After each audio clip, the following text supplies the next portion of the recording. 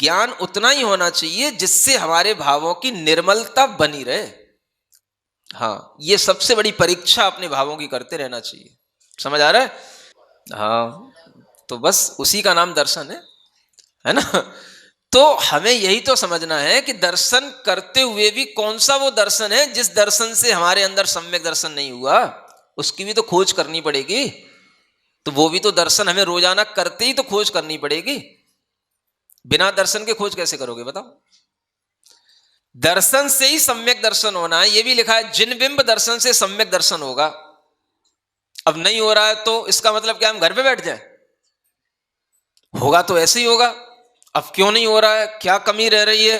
तो कमी तो अब आपकी अपनी अंदर ही ढूंढनी पड़ेगी। जब जिससे जो विधि है वो विधि से ही काम होगा। आपसे कहा गया है यहां खोदोगे पानी निकलेगा, फावड़ा लो और खोदो। अब खोदते जा रहे हैं, पानी नहीं निकल रहा है। नहीं, पानी निकलेगा, आप खोदो। अब आपकी स्थिति ऐसी है कि 4 फावड़े यहां लगाए, बोले यहां नहीं निकल रहा है। 4 बगल में लगाए, बोले यहां भी नहीं निकल रहा है। 4 इस कोने पे लगाए, बोले यहां भी नहीं निकल रहा है। बोले कहीं पानी वानी कुछ निकलता ही नहीं है। सब कहने की बात है। बस कहां निकलेगा पानी?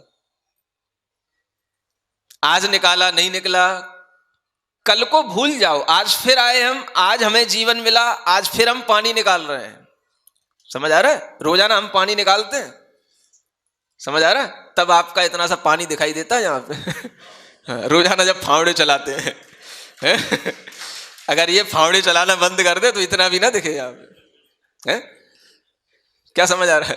तो आज भी फावड़े वही चलाना है, कल फिर वही फावड़े चलाना। तो हम ये सोचें कि भाई हम 4 महीने से ऐसे ही फावड़े चलाते आ रहे हैं, कुछ पानी नहीं निकल रहा है, तो क्या करें? बंद कर दें? ये समाधान है क्या? भगवान के दर्शन से अनंत काल हमने दर्शन भी किए, सम्यक दर्शन नहीं हुआ, तो क्या आप दर्शन करना बंद कर दें? ये समाधान है क्या? अरे करते रहो। कैसे दर्शन करने पर सम्यक दर्शन होगा, वो जिस समय पर हो जाएगा तभी समझ में आएगा आपको। अब कोई हाथ डाल करके तो आपको बताएगा नहीं कि ऐसे दर्शन करो उससे सम्यक दर्शन हो जाएगा। जब होगा तो हो जाएगा। होगा तो करने से ही होगा, घर में बैठने से तो नहीं होगा। बस जिन बिंब दर्शन से सम्यक दर्शन होता है, ये सिद्धांत है, तो हमें करना है। समझ आ रहा है? बात थोड़ी सी ज्यादा इधर उधर की हो गई, लीक से थोड़ी सी हट तो गई, लेकिन आपको भी ये बात सम्यक दर्शन से संबंधित ही है और भगवान के दर्शन और अतिशय से ही संबंधित है, ऐसा समझ करके चलना कि अपने ज्ञान में कभी भी ऐसा अक्खड़पना नहीं आना चाहिए। समझ आ रहा है? ज्ञान कभी भी भगवान और गुरुओं के प्रति हमें अक्खड़ होना नहीं सिखाता। हाँ, और ऐसा ज्ञान कोई काम का नहीं होता जिस ज्ञान में हम भगवान के सामने ही कहने लग जाएं कि अनंत बार दर्शन हो चुके, भगवान कभी सम्यक दर्शन नहीं हुआ है। ये कौन सा ज्ञान हो गया? क्या समझ आ रहा है?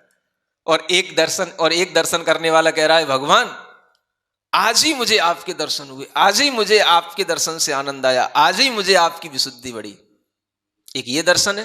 अब दोनों कंपेयर कर लो, किस दर्शन से आपका कल्याण होगा? अब आप कहो कल तो करे थे, अरे मुझे नहीं मालूम, कल का पता मुझे नहीं, मुझे तो आज मजा आ रहा है, आज दिखने में आ रहा है, आज आनंद आ रहा है। मैंने भगवान आज ही दिखे हो आप, आज जितने अच्छे दिख रहे हो उतने कल नहीं दिखे थे।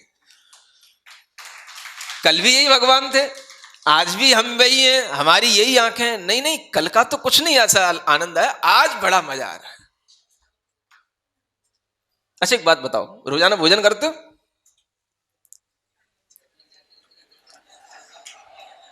रोजाना वही दाल खाते हो, वही रोटी खाते हो?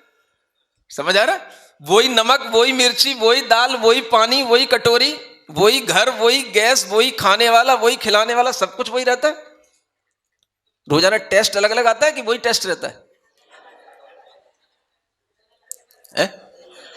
रोजाना तृप्ति अलग अलग होती है कि वही तृप्ति बनी रहती है? नहीं, कल तो खाई थी, कल तो खाया था, आज फिर त्याग कर दो, आज फिर नहीं खाना। वो भी तो एक निमित्त है। खाते आ रहे हैं अनंत बार से, कुछ नहीं हुआ आज तक। एक दिन का खाना छोड़ दो। खाना एक दिन का नहीं छूट रहा, दर्शन जिंदगी भर का छूट जाएगा। नहीं समझ आ रहा? वो भी तो एक निमित्त है, अनंत बार खाते आ रहे हो, ये भी तो लिखा है शास्त्र में। जो लिखा है वो तो नहीं बताया जा रहा है, ये शास्त्र में लिखा है जो मैं बता रहा हूं कि तुमने अनंत बार इतना खा लिया है कि अब जो खाओगे वो अपना ही उगाल खा रहे हो। ये शास्त्र में लिखा है, छोड़ दो खाना तब हम जाने। ये कौन से शास्त्र में लिखा है कि आपने अनंत बार दर्शन कर लिया है, अब दर्शन करना छोड़ दो? ये हमें बता दो आप। चलो चैलेंज दे रहे हैं दुनिया में जितने भी कोई पंडित हो, टोपी वाले हो बिना टोपी वाले हो, बताओ कौन से शास्त्र में लिखा है? जो लिखा है उस पर तो गौर नहीं है। अनंत बार खा चुके हो, इतना पानी पी चुके हो कि लवण समुद्र भर चुके हैं, इतना खा चुके हो कि अपना ही उच्छिष्ट खा रहे हो, फिर भी घृणा नहीं आ रही है, गृद्धि कम नहीं हो रही है, वो खाना नहीं छूट रहा है। तो जो लिखा है उस निमित्त पे कोई नहीं टूट रहा है, उस निमित्त की कोई कमी नहीं हो रही है, उस निमित्त से कोई भावना नहीं अलग हट रही है। और जो नहीं लिखा है उसको समझाया जा रहा है। ये किस शास्त्र में लिखा है कि तुमने अनंत बार भगवान के दर्शन कर लिए हैं, अभी तक सम्यक दर्शन नहीं हुआ? ये आई कहां से बात? हमें ये तो सिखाओ। जिन पंडितों ने ये सिखाना शुरू किया उनसे पूछो तो ये कौन से ज्ञान से उपजी हुई बात है, किस शास्त्र में लिखी हुई है? ये कौन से आचार्य ने लिखी है कि तुमने अनंत बार भगवान के समोसरण में दर्शन किए? धवला में, जय धवला में, तिलोय पंडिती में, जीव कांड, कर्म कांड, लब्धि सार, छपड़ा सार, कौन सा ग्रंथ है? हमें बताओ तो। आज ही स्वीकार करता हूं मैं और आज ही से इसका प्रचार करूंगा मैं। अगर एक भी प्रमाण ला करके किसी आचार्य प्रणीत ग्रंथ का दिखा दो, पंडितों के मत दिखाना मेरे को, समझ आ रहा है ना? हाँ, दिखाओ हमें कोई भी आचार्य का ग्रंथ ला करके, चैलेंज दे रहा हूं। व्हाट्सअप कर दो, डाल दो इंटरनेट पे, बोलो ये किस ग्रंथ में लिखा हुआ है, इसका प्रमाण ला करके दो कि हमने अनंत काल तक भगवान के दर्शन किए, हमें सम्यक दर्शन नहीं हुआ है। और मैं बता रहा हूं अष्टपावड़ में लिखा है कि आपने अनंत बार सब कुछ खा लिया है और उच्छिष्ट खा रहे हो। एक नहीं, सैकड़ों ग्रंथों में आपको बता दूं, इष्टोपदेश में लिखा हुआ है, अष्टपावड़ में लिखा हुआ है, धवला में लिखा हुआ है। ये खाना क्यों नहीं छोड़ रहे हो? ये छोड़ो, ये छूट नहीं रहा, दर्शन करना छुड़ा रहे लोगों का। क्या सुन रहे हो? बुरा तो नहीं लग रहा? इसलिए बता रहा हूं कि दुनिया के बाजार में न जाने क्या क्या चल रहा है, समझ आ रहा है? एक तो आदमी धर्म की तरफ आता नहीं, और आता है तो उसके दिमाग में ऐसा कचड़ा भर दिया जाता है कि वो कोई काम का ही नहीं रहता है। और इनके समाधान जब आदमी को नहीं मिलते हैं तो आदमी अपनी ही पूर्व धारणाओं को पुष्ट करता चला जाता है। इसलिए समाधान देना भी जरूरी होता है। जो चीज है नहीं उसका हमने बवंडर बना रखा है। वो कहां से आया? वो हमारे ज्ञान से आया। इतना शास्त्र हमने पढ़ लिया है कि अब हमारे ज्ञान में दिखने लगा है कि अनंत बार हमने भगवान के दर्शन किए, लेकिन मेरी आत्मा में सम्यक दर्शन नहीं हुआ। समझ आ रहा है? और ये फीलिंग हमें तो आती नहीं है कि हमने अनंत बार दर्शन किए। हमें तो लग रहा है कि हमें पहली बार ही ये जन्म मिला है, पहली बार ही हम सब कुछ पढ़ रहे हैं, पहली बार ही हमारे ज्ञान में श्रद्धा बैठी। हमें तो ये लग रहा है, तुम्हें लग रहा हो अनंत बार कर ली हो तो तुम जानो, तुम्हारी श्रद्धा। हमें तो लग रहा है हम तो पहली बार ही सब कुछ कर रहे हैं। अब आप समझ लो कौन सी भावना से आपको क्या होने वाला है।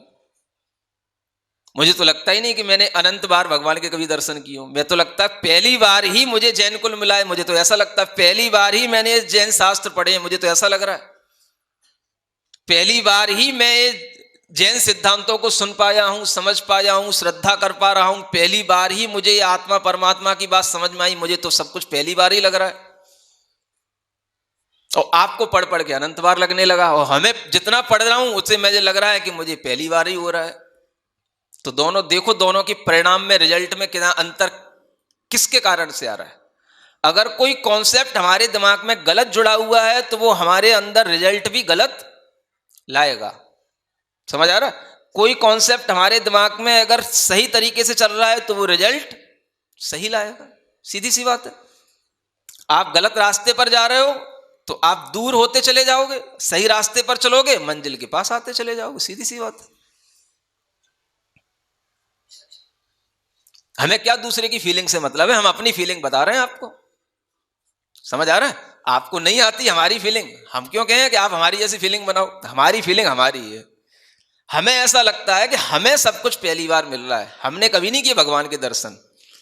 इतना सिद्धांत पढ़ने के बाद, अध्यात्म पढ़ने के बाद, सब कुछ पढ़ने के बाद भी मुझे लग रहा है कि मेरा ये पहला जन्म है जिस जन्म में मैं कुछ अच्छा कर पा रहा हूं। बस ये मेरी फीलिंग है इतना पढ़ने के बाद। समझ आ रहा है? सब ग्रंथों का आलोढ़न करने के बाद मुझे ये समझ में आ रहा है। और जिन्हें ये समझ में आता है कि मैं अनंत बार कर चुका हूं, उनकी फीलिंग वो जाने भैया, उनके सिद्धांत वो जाने।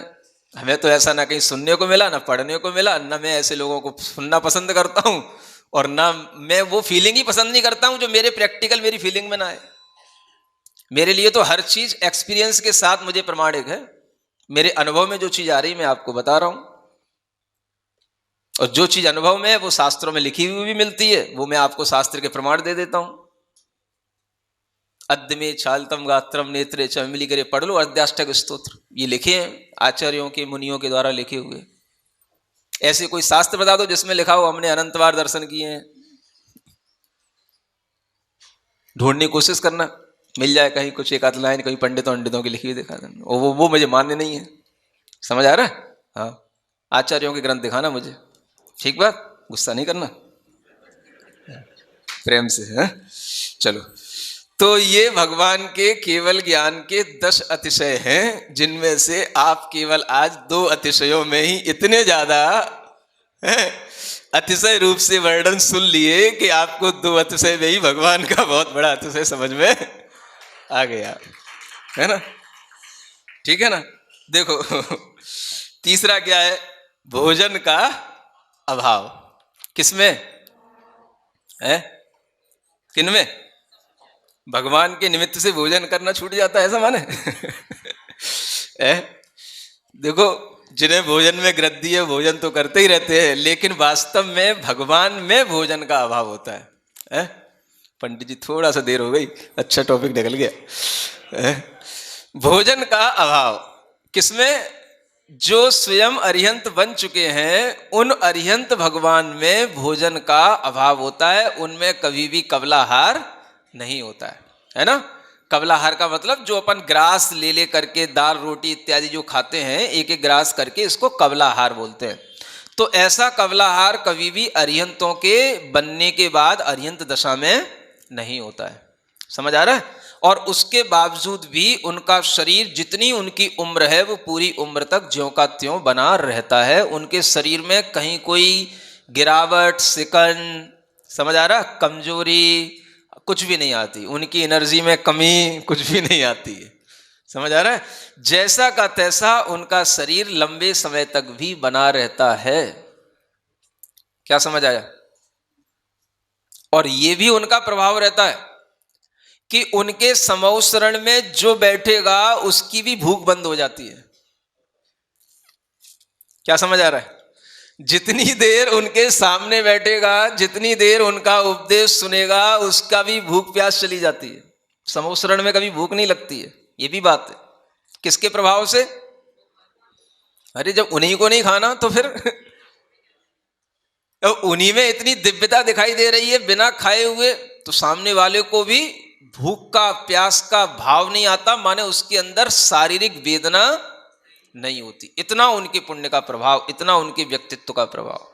तो ये भी क्या है? एक द्रव्य का दूसरे द्रव्य के ऊपर प्रभाव है कि नहीं? ये बता रहा था पंडित जी। भगवान के अतिशयों के माध्यम से सिद्ध कर रहा था कि एक द्रव्य का दूसरे द्रव्य के ऊपर प्रभाव पड़ता है। एक द्रव्य दूसरे द्रव्य का इसी सेंस में कर्ता भी कहलाता है, जो व्यवहार नय से कहा जाता है। बाकी एक द्रव्य दूसरे द्रव्य को बना नहीं रहा, ये तो हमने बहुत पहले से ही जान रखा है। इसको बार बार दोहराने की क्या जरूरत है? वो तो सबको ही जानता है एक द्रव्य दूसरे द्रव्य को बनाता नहीं है। तो इस सेंस में अगर आप कह रहे हो कि करता नहीं है, तो ये तो हर कोई जान रहा है। लेकिन ऐसा कहते हुए भी आप उसी सेंस में आ जाते हो कि जो निश्चय से बात कही गई है उसे आप व्यवहार से भी नकारने लग जाते हो, तो वो गलत हो जाता है। निश्चय से कोई द्रव्य किसी द्रव्य का करता नहीं है, ये सत्य है। लेकिन जब आप उसी को इतना कहते हो कि वो व्यवहार से नकारने में आने लग जाती है, तो वह बात गलत हो जाती है। और व्यवहार से एक द्रव्य दूसरे द्रव्य का करता है, ये कहा गया है। निश्चय से एक द्रव्य दूसरे द्रव्य का करता नहीं है, ये भी कहा गया है। लेकिन जब हम उसी बात को व्यवहार में इतना कहने लग जाते हैं कि भगवान के दर्शन से भी कभी सम्यक दर्शन नहीं होता है, इतना हम अनंत बार दर्शन कर चुके, तो ये हम क्या कर रहे हैं, ये निश्चय से नहीं कह रहे हैं, ये हम व्यवहार से होने वाले व्यवहार सम्यक दर्शन की भी पद्धति को नकार रहे हैं। समझ आ रहा है? ये गलत ज्ञान कहलाता है। तो निश्चय की बात को व्यवहार में कहना और व्यवहार में उसको गलत सिद्ध करना कि ये ऐसा नहीं होता है, ये भी एक तरीके का मिथ्या ज्ञान कहलाता है। मिथ्या ज्ञान है बिल्कुल, निश्चयाभास व्यवहाराभास मिथ्या ज्ञान बोले गए। तो इस तरीके की परिणति जब आ जाती है तो इन अतिशयों पर आदमी का विश्वास नहीं होता, इसलिए अब कोई अतिशय नहीं पड़ता है। समझ आ रहा है? अब तो ये सब लोगों को कक्षा 1 की जैसी ABCD की बातें होती है वैसे लगता है, कोई अतिशय नहीं पढ़ाता अब ये। अब भगवान आत्मा के इतने अतिशय सामने आ गए हैं कि अब ये भगवान जो अरियंत आत्मा बने, इनके अतिशय नहीं पढ़ाता कोई भी। समझ आ रहा है? तो इनका ये अतिशय पढ़ने से ये प्रभाव सामने आ जाता है कि ये भगवान का प्रभाव है, ये उनके निमित्त से हमारे ऊपर परिणामों में आने वाला प्रभाव है कि भगवान के समोशरण में बैठ करके हमें कभी भूख और प्यास की बाधा नहीं सताती, और बाहर निकलोगे सब लगेगा। समझ आ रहा है? कई लोग कहते हैं महाराज पूजा करते रहते हैं, मंदिर में बैठते हैं, तब तक तो भूख नहीं लगती, और मंदिर से घर में जाते तो ऐसे खुल के भूख लगती है। समझ आ रहा है? कि जैसे पूजा नहीं भूख पैदा कर दी हो, है? तो ऐसा भी क्यों होता है? हो सकता है कि आप अपनी उस भूख को उस समय पर भूल गए थे, और जैसे ही आप अपने घर पर गए तो भूख ने आपके ऊपर अटैक कर दिया। समझ आ रहा है? माने अपने भाव भगवान के सामने सधे रहते हैं, इसको क्या बोलते हैं सिंपल भाषा में? अपने भाव भगवान के सामने सधे रहते हैं। सधे होने का मतलब ही साधना होना है। यानी जितनी देर आप ऐसे निमित्तों के सामने बैठोगे आपके परिणाम सुधरेंगे, सधे रहेंगे, आपके परिणाम क्या रहेंगे? बैलेंस्ड रहेंगे। समझ आ रहा है? ये इन निमित्तों का फायदा होता है। इतना ही पर्याप्त है। आज तो एक भी का पूरा नहीं हो पाया, कल देखें।